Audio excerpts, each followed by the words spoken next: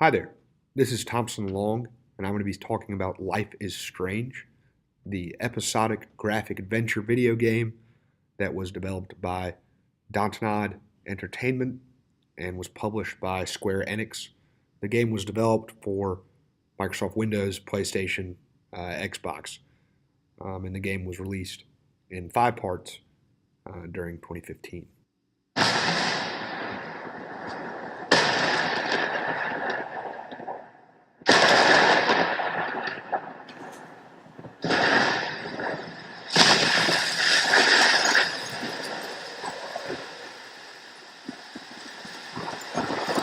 I want to preface my review by saying that I'm not a video game connoisseur, especially in the PC realm. That being said, Life is Strange was a pleasant surprise to me. The game is heavily based in its story, and that's where its true value comes from. So I think it's important for all gamers to recognize this before going into the game. The story is centered around the main character Max, and for most of the story, it's a coming of age tale. We follow Max as she deals with typical high school struggles: bullying, depression, self image, and personal responsibility. And even though most individuals do not deal with the high level of drama that Max experiences, we can all relate to the emotions within the story. The major twist of the story arises when she discovers her ability to rewind time, also known as the butterfly effect. With this comes the decision based aspect of the story, the cause and effect, the decision and consequences. What makes this game unique is the immense availability of alternate storylines. It contains this complex, intertwined web of alternate decisions that ultimately lead down very different roads. And so, in this way, this game is incredibly unique.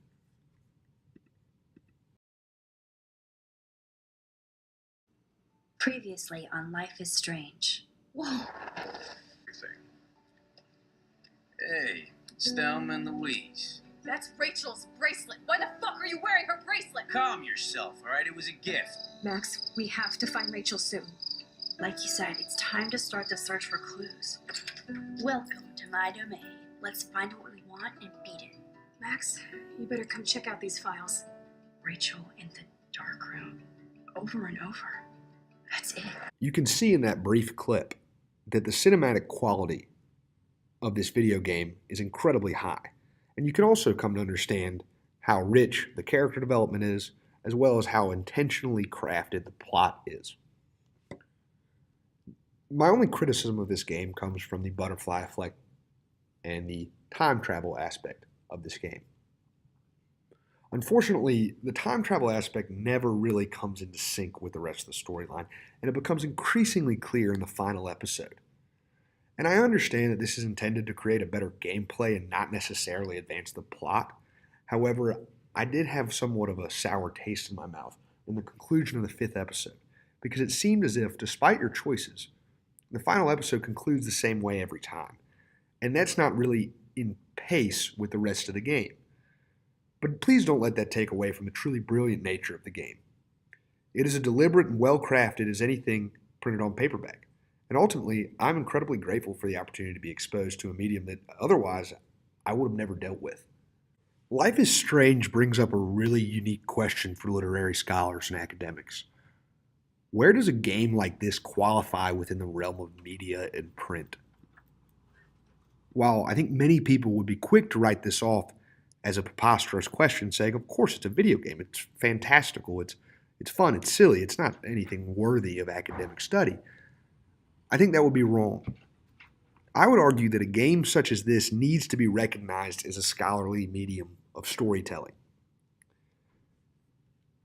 It's no secret that children no longer read.